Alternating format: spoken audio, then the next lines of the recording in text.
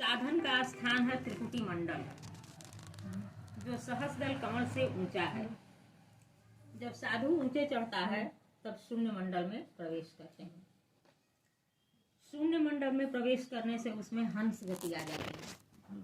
हंस गति मतलब निर्थिर विवेक, यानी गुण दोष का विभाजन। हंस क्या करता है? दूध को अलग कर देता है पानी से, दूध ले लेता है, पानी छोड़ देता है। तो उसी तरह से जब शून्य मंडल में प्रवेश करते हैं तो साधक में हंस गति आ जाती है। वह गुण दोष का विभाजन करने का विवेक आ जाता है उसमें। वह गुणों को ग्रहण करता है और दुर्गुणों को छोड़ देता है, बुराइयों से बचता चलता है।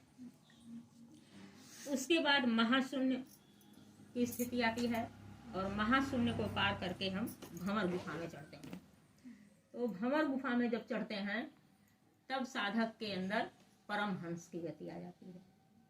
परमहंस रामकृष्ण थे ना, बहुत प्रसिद्ध हैं। तो परमहंस की गति उसके बाद साधक में आ जाती है। इसके बाद वो धीरे धीरे अभ्यास को बढ़ाता हुआ सत्यलोक, सतपद, सतधाम तक पहुंच जाता है। उसी को संत कहते हैं। जैसे पिछली बार जब चर्चा हुआ था तो बताए थे कि गुरु जी हम लोगों को बताते थे कि माने संत से पवित्र इस दुनिया में कोई नहीं। ये चरम अवस्था है भक्ति की। भक्ति के 3 रूप बताए गए हैं। पहला है अपने इष्ट देव को याद करना, यानी कि सुमिरन।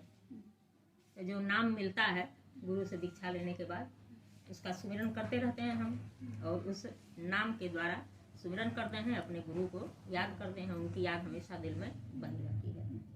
कहते हैं ना कि सुरता में रहना, तो वही है कि नाम चल रहा है तो गुरु का स्मरण हो रहा है, हम उनके सुरते में हैं, उनकी सूरत बराबर हमारे दिमाग में, हमारे दिल में चल रही है। तो ये हो गया सिमरन।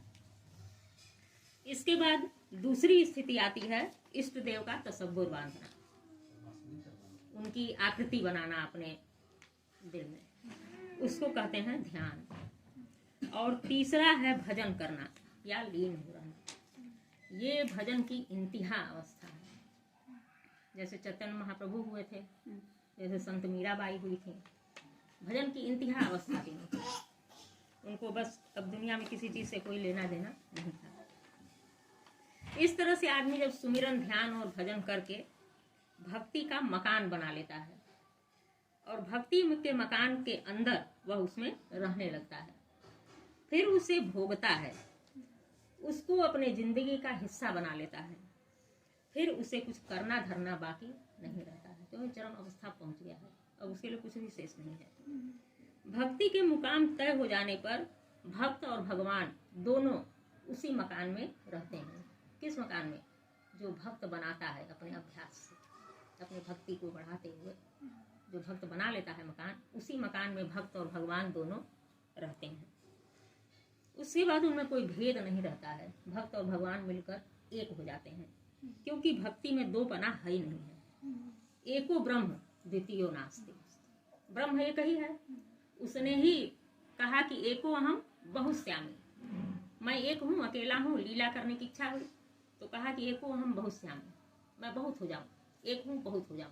वही बहुत हो गया, टुकड़ों टुकड़ों में बट गया, जीव जीव में घट गया, वो घट के अंदर है। हर घट मेरा साइया, खाली घट ना कोई, बलिहारी उस घट की जाघट प्रगट हो। तो हर घट में वही बसा हुआ है। तो इस तरह से कहते हैं कि भक्त और भगवान में कोई अंतर नहीं होता है। और इसीलिए कहते हैं चूंकि सबके अंदर वो ब्रह्म है, जब हम साधना से जान लेते हैं तो हमको समझ में आता है, और जब तक नहीं समझते हैं तब तक हम जात पात के पचड़े में पड़े रहते हैं।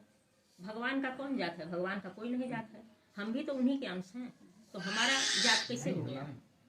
लेकिन हम जब तक नहीं जानते हैं भ्रम में जीते हैं। आदमी पूरा जीवन भ्रम में ही निकाल देता है।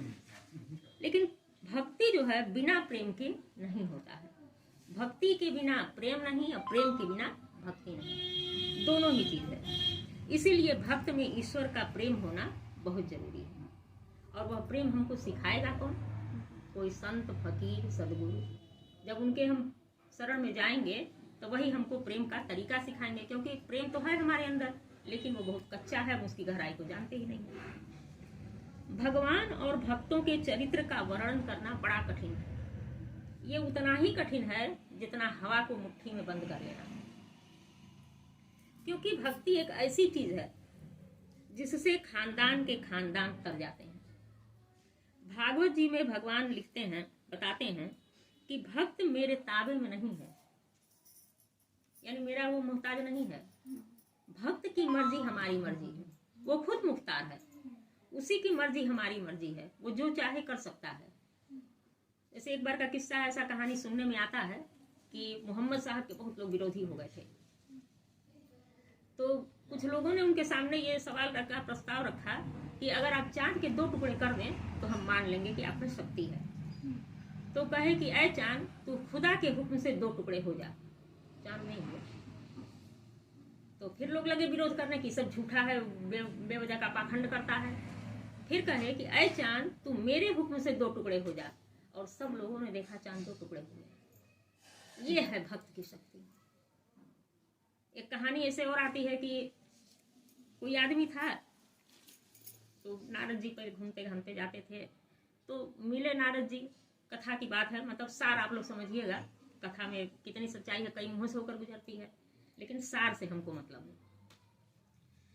तो पूछा कि नारद जी से, कह रहे आप तो जाते आते रहते हैं भगवान के पास, उनसे पूछ के बताइए हमारे नसीब में संतान है कि नहीं। हम लोग पति पत्नी बहुत दुखी रहते हैं। कहे नारद जी ठीक है, हम पूछ के बताएंगे। गए पूछे भगवान से, तो भगवान कहते नहीं, उसके नसीब में संतान नहीं है। तो आकर के नारद जी बताए कि भाई तुम्हारे नसीब में तो संतान नहीं है। तो उसे बोले चलो जब नसीब में है नहीं है तब क्या, दुखी होने से कोई फायदा नहीं है। तो सब संत महात्मा आते थे, सेवा करते थे, वो लोग बड़े अच्छे स्वभाव के पति पत्नी थे। तो एक बार कोई संत आए, उनकी सेवा की, बहुत बड़े खुश हुए, कहे कुछ मांग लो हमसे। कहे महाराज क्या मांगे, और हमारी एक ही कामना थी कि हमको संतान हो जाए, लेकिन हमको हमारे पास संतान नहीं है। कहे ठीक है, तुमको 5 बच्चे होंगे। लेकिन प्रेम को इतनी आसानी से समझ पाना, प्रेम की बड़ी गहराई है, में तो बड़ा आसान लगता है। आइए आपको एक उदाहरण देकर समझाते हैं कि किसी लड़के को किसी लड़की से प्रेम हो गया, प्यार हो गया। जब उससे प्यार हो गया तो वह सजने संवरने लगा, अपने आप को साफ सुथरा करने लगा, कायदे से रहना, बात करना, ये सब आते उसके अंदर आने लगी। उसको पता चलता है कि अमुक अमुक काम करने से यदि वह खुश होती है तो उसको करता है। यानी हर एक काम वो करता है जिससे वो खुश हो। यही हाल परमात्मा से प्रेम का है। जब हमारा परमात्मा से, ईश्वर से प्रेम होता है तो हम भी उसी के अनुरूप कार्य करते हैं। यानी कि यहाँ साफ सुथरा रहने से मतलब है कि हम अपने अंदर की बुराइयों को बाहर निकाल दें और अच्छाइयों को ग्रहण करें, अपने अंदर ले आवें। कायदे से रहना, बात करने से मतलब है कि हम उस रास्ते पर चलें जो ईश्वर के, परमात्मा के बताए हुए रास्ते हैं। उन रास्तों पर चले, उसको अमल करें कि परमात्मा खुश होगा हमारा। तो मान लीजिए कि आप किसी मेले में गए हुए हैं, आप किसी लड़की से प्रेम करते हैं, मेले में गए हुए हैं, नुमाइश में गए हैं, और आपकी निगाह पड़ गई कि वो लड़की नुमाइश में आई। आप बार बार उसी को देखेंगे। नुमाइश में, मेले में घूमते हुए भी आपका ध्यान मेले की तरफ नहीं है, क्योंकि आपका सारा ध्यान तो केंद्रित है उस लड़की को देखने में। तो सारा नुमाइश मेला घूमना आपके लिए बेकार है, कुछ भी नहीं। ठीक यही चीज परमात्मा में जब आदमी डूबता है तो होता है कि संसार में रहते हुए भी हम संसार से अलग हैं। व्यवहार तो संसारिक करते हैं, लेकिन फिर भी जो है वो कुछ, क्योंकि उसको उसमें आनंद, मजा नहीं आता है। वो उसको उसी मजा आता है जिसमें परमात्मा के बताए हुए रास्ते में वो चलता है, डूबता है, उसको उसी में आनंद आता है।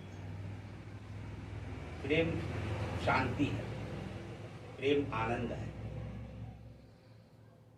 यदि घर में आपस में प्रेम हो, सब मिलजुल के रहें, तो कितना आनंद आता है, कितना शांति रहती है घर में।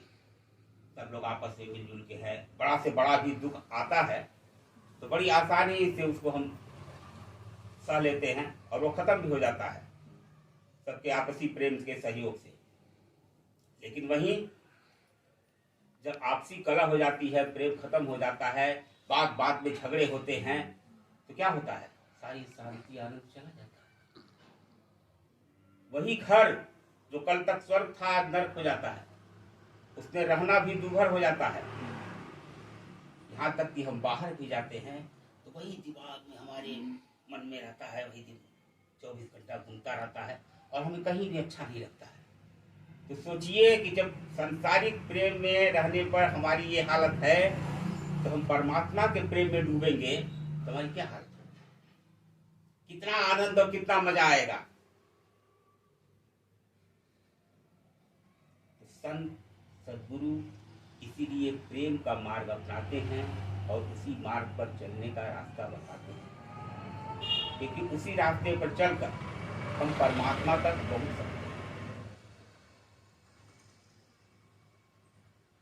तो इसके लिए सबसे बड़ी चीज है कि प्रेम का यह बीज बोएगा कौन, कि काम सद्गुरु करते हैं, संत करते हैं। लेकिन क्या जबरदस्ती हर के दिल में प्रेम का बीज बो सकते हैं? नहीं बो सकते, क्योंकि जब तक अपने अंदर उतनी उत्कृष्ट इच्छा नहीं होगी, अभिलाषा नहीं होगी, हमारी तीव्र इच्छा नहीं होगी, तब तक वह बीज नहीं बोया जा सकता। यानी कि जब तक खेत पूरी तरह तैयार न हो तो बीज बोना बेवकूफी है, ना समझिए। खेत तैयार हो जाता है तब तो हम बीज बोते हैं, तब तो उसका असर मिलता है, उसका लाभ हमको मिलेगा। तो सबसे पहले तो अपने खेत को पूर्ण रूपेण जो है वो तैयार करना। अब हमारे ऊपर निर्भर करता है कि हम चाहते क्या है, किस रास्ते पर चलना चाहते हैं।